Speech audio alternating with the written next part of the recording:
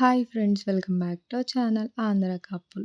మనం రెగ్యులర్‌గా చేసుకునే పులిహోరలా కాకుండా ఈ వర్షాకాలంలో స్పైసీగా చేసుకునేటువంటి మా అమ్మ చేతి అల్లం పులిహోర అయితే చూసేయండి. ఇక్కడ కేజీ వరకు రైస్ అయితే కొంచెం పసుపు యాడ్ చేసుకొని ఈ విధంగా ఉడికించుకున్న తర్వాత పెద్ద బౌల్‌లోకి తీసేసుకోవాలి.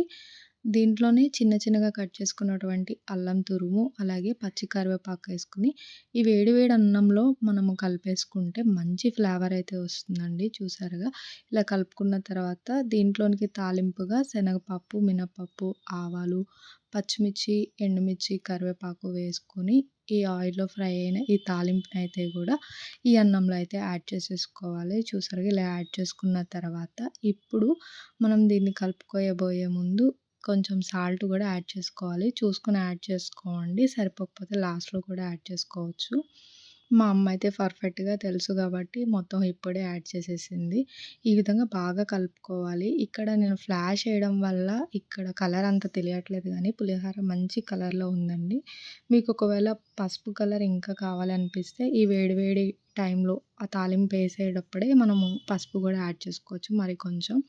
ఇక్కడ మీకెవరికి ఏ పులిహోర నచ్చుతుందనేది కామెంట్ చేయండి. అంటే మీకు చింతపండు పులిహోర ఇష్టమా? లేదా లెమన్ పులిహోర నచ్చుతుందా అన్నది కింద కామెంట్ చేసేయండి. వేడి వేడి అన్నంలో ఈ తాలింపేసిన తర్వాత మంచి స్మెల్ వస్తుంటే భలే భలే అనిపిస్తుంది. చూసారుగా ఇక్కడ చాలా చాలా బాగా కలిసింది. దీంట్లోనికి మనం ఇప్పుడు నిమ్మకాయ ఏసి అయితే చేస్తున్నాము. మీకు నిమ్మకాయ కనుక అవైలబిలిటీ లేకపోతే మీరు చింతపండు గుజ్జేసుకొని కూడా కలుపుకోవచ్చు. ఇక్కడ చూసారుగా ఈ యొక్క గట్టితో వీటన్నిటిని అడ్డుపెట్టేసి అమ్మ అయితే ఇలా యాడ్ చేసేసింది. నిమ్మకాయ 2, 3 అయితే పట్టాయి నాకు. మనం పులుపు కూడా అడ్జస్ట్ చేసుకుంటూ, చెక్ చేసుకుంటూ కలుపుకోవాలి. మరీ పులుపు అవ్వద్దు. అలా అని తక్కువ కూడా కావద్దు. కొంచెం అన్నం అయితే చల్లారిన తర్వాతే వేసుకోవాలండి. నిమ్మకాయ ముందుగా వేడి వేడి అన్నంలో అయితే యాడ్ చేయకూడదు.